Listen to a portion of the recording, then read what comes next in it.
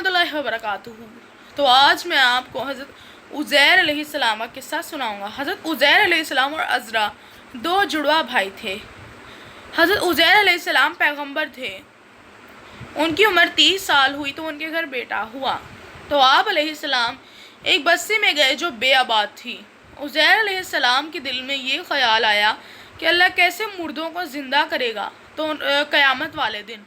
तो उन्होंने प्याले में अंगूर का रस निकाला और फिर वो सो गए। तो अल्लाह ने उन्हें 100 साल बाद उठाया। तो अल्लाह ने आप अलैहिस्सलाम से पूछा कि तुम्हें क्या लगता है कि तुम कितनी देर सोए होगे। उज़ैर अलैहिस्सलाम ने जवाब दिया, एक दिन या दिन का कुछ हिस्सा। अल्लाह ने इन्हें कहा, आप 100 साल सोए हैं। आप अलैहिस्सलाम ने अंगूर का प्याला देखा, वैसे का वैसा ही था। अब आप कहेंगे कि जब मूसा अलैहिस्सलाम की कौम ने जब मनो सलवा के मामले में कोताही की थी तो तब तक उसके बाद से तो खाना ख़राब होने लग गया था। तो इस अंगूर के वाले वाक़े से हमें ये पता चला है कि यह हज़रत उज़ैर अलैहिस्सलाम का वाक़या जब मूसा अलैहिस्सलाम के से पहले का वाक़या है। और गधे को देखा तो उसकी हड्डियाँ बिखरी हुई थी जो वो लाए थे। पहले गधे का ढांचा बना, फिर उस पर गोश्त आया और वो ज़िंदा हो गया। तो आप अलैहिस्सलाम को यकीन आया और पता चल गया कि अल्लाह कैसे मुर्दों को ज़िंदा करेंगे। तब तक वो बस्ती आबाद हो चुकी थी। वो अपने घर गए, अपनी वालिदा से पूछा, क्या आप उज़ैर अलैहिस्सलाम को जानती हैं? वो रोने लगी और कहा, लोग तो उज़ैर अलैहिस्सलाम का नाम भी भूल गए हैं। तुम कौन हो? आप अलैहिस्सलाम ने कहा, मैं उज़ैर हूँ। तो उनकी बात पर बोली, मैं कैसे मान लूँ? अल्लाह उज़ैर अलैहिस्सलाम की हर बात को सुनते थे। आप अलैहिस्सलाम ने दुआ की और उनकी माँ जवान हो गई। अपनी बीवी से मिले, बेटे से मिले। 100 साल उम्र थी। ये उनके बेटे की 100 साल उम्र थी। ये दुनिया का पहला ऐसा रिश्ता था कि बाप और बेटे की उम्र के दरमियान 70 साल का फ़र्क था।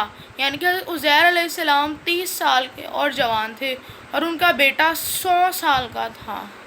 यानी कि अल्लाह ने उन्हें 100 साल के लिए सुला दिया।